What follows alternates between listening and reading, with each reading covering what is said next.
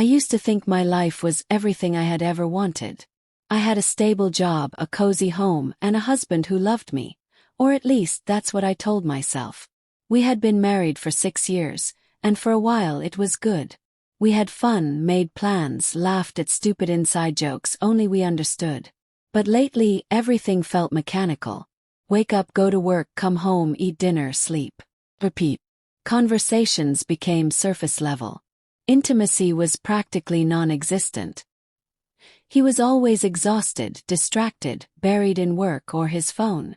I tried to ignore it, convincing myself that every relationship goes through dry spells. But the loneliness crept in like a slow leak. It wasn't loud or dramatic. It just settled into the spaces he stopped filling. I missed the small things. His random texts during the day, spontaneous kisses on my neck. His goofy way of making me laugh after a bad day. Now, the silence between us said more than words ever could. I brought it up once. He nodded, said he'd try to be more present, and went right back to watching TV. Then came Daniel. He was a new manager at the office, transferred from another branch. Confident but not arrogant. Sharp, articulate, with a calm energy that drew people in. He made everyone feel like they mattered when he spoke to them. I noticed it first during a meeting. He looked me in the eyes when I spoke. Actually looked. Listen. Smiled like my words meant something. Started small. Casual conversations in the break room. Laughing at harmless jokes. I didn't think anything of it. But I found myself lingering when he was around. He complimented a presentation I gave, said I was sharp, creative, impressive. That one word, impressive, stuck with me. It had been so long since anyone saw me as anything but a wife checking boxes. At first, I told myself I was just enjoying the attention. I wasn't doing anything wrong. We were just talking. But the guilt started whispering when I realized I looked forward to seeing him more than I did going home. When I started putting more thought into how I dressed, choosing lipstick shades I hadn't worn in months, just in case he noticed. One afternoon, I told him I liked the playlist he always had on in his office. He smiled and offered to send it to me. Later that night, I listened to it on my way home instead of calling my husband like I usually did. Felt good. Oh good. That night, as I lay next to a man who barely looked at me anymore, I stared at the ceiling and realized I was slipping. I hadn't done anything yet. But a part of me didn't want to stop. Something had shifted. I wanted more. I just didn't know what that meant. The next few weeks blurred into a rhythm I wasn't proud of but couldn't resist. I started finding reasons to be around Daniel. We worked late on a project that didn't require overtime. I offered to grab him coffee when I never bothered for anyone else. He started texting me outside work. First about deadlines, then about music, books, life. The conversations grew deeper, more personal. He asked about my marriage once, casually, as if he already knew something wasn't right. I told him it was fine, then quickly changed the subject. But even that lie made my heart pound. One Friday, he asked if I wanted to grab a drink to celebrate wrapping up the project. I hesitated. I knew what that meant. Or maybe I just wanted it to mean something. Said yes. We didn't go anywhere fancy, just a quiet bar near the office. But the way he looked at me across that table, like he saw all the pieces I kept hidden, made something inside me unravel. We talked for hours. Far more than we ever needed to. And when he walked me to my car, there was a pause. That heavy moment where everything you've been holding back tries to break through. He didn't kiss me. But he wanted to. And I wanted him to. After that night, everything escalated fast. Texts turned flirtatious. We'd brush against each other in the hallway and linger just a second too long. At home, I felt like a ghost moving through my own life. My husband didn't notice the change. Or maybe he did and didn't care. I stopped trying to fix us. Stopped waiting for him to touch me like he used to. I had already checked out emotionally. I just hadn't admitted it to myself. Daniel started sending late-night messages. Can't sleep. Thinking about you. I never ignored them. I should have. But I didn't. One night, he asked if I wanted to come over. I stared at the message for a long time. My heart was racing and yet I felt calm. like I had already decided. I told him I couldn't, that I shouldn't. But then I said, maybe next week. The next morning I stood in front of the mirror and looked at myself differently. Not just as someone on the edge of a mistake, but as someone craving to be seen again. Desired. Alive. The guilt was there, but it wasn't enough to stop the hunger that had taken hold of me. I kept trying to convince myself that it was just emotional, that I hadn't done anything yet, that I could still walk away. But I didn't walk away. Instead, I started making excuses to stay later at work. I changed my phone password. I deleted messages. I lied when I said I was meeting friends. All for moments that felt more real than anything I had at home. Every step took me deeper, and the scariest part wasn't that I was falling. It was that I didn't want to stop. The first time it happened, I didn't feel regret. Not immediately. I felt heat, adrenaline, and a sense of finally being wanted. We didn't speak much afterward. Just lay there, the silence heavier than anything I'd experienced in my marriage. I thought I'd be overwhelmed with guilt, but instead I felt relief. Like I'd scratched an itch I'd been ignoring for years. The next morning I returned home before sunrise, slipped into bed, and pretended nothing had changed. But everything had. From then on, it became a cycle.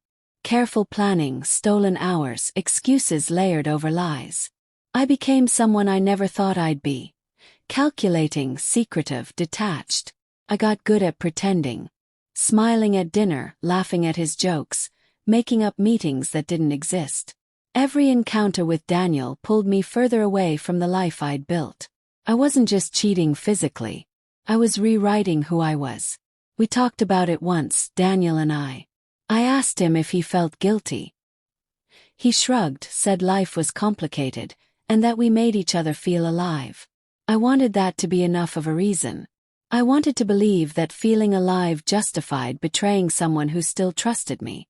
But deep down I knew it didn't. One night I came home and my husband looked different. Not angry, not suspicious. Just tired. He asked me how work was. I said, busy, and he nodded. That was it. No questions, no pressing. It hit me then, he didn't see me anymore. Or maybe he'd stopped trying to. We'd both given up, but I was the only one who'd crossed a line. Daniel started hinting at more. Weekend trips, hotel rooms out of town.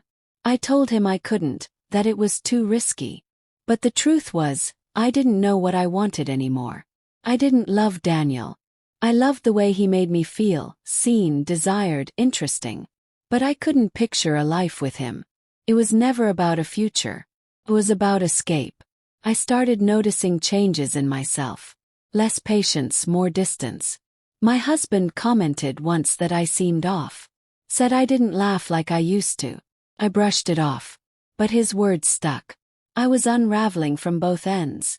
One part of me caught in the thrill, the other drowning in the weight of deception. Then came the near miss. We were leaving a coffee shop on the other side of town, thinking no one would recognize us. And yet, a mutual friend walked in just as we were heading out. I saw her freeze. I pulled away from Daniel instantly, heart pounding. She didn't say anything then, but I knew the damage was done. Later that night I got a text from her. Was that who I think it was? I didn't reply. The walls were closing in. The secrets were stacking up. And for the first time since it started, I couldn't pretend I had control. I had wanted to feel something again. Now I was standing in the middle of a mess I had created, unsure of how to get out without burning everything down. She didn't tell him. Not right away. But something shifted after that night. My husband became more attentive. Ironic, considering how far gone I already was. He started asking questions, subtle at first. Where had I been? Why was I always tired? Why did my phone never leave my hand? I lied smoothly, almost too easily. But the weight of the double life was crushing me from the inside. I couldn't sleep. Couldn't eat without wondering when it would all blow up. And then it did. One afternoon I came home and he was sitting at the table, phone in hand, expression blank. He had seen everything, texts, photos, dates. I don't know how long he'd known or how he found out. All he said was, "How long?" And I had nothing. No justification, no rehearsed excuse. Just silence. He walked out without yelling, without accusing. That hurt more than anything. He didn't fight for me. He just gave up. The days after were a blur. I stayed at a friend's place. Daniel reached out, thinking we could finally be together without secrecy.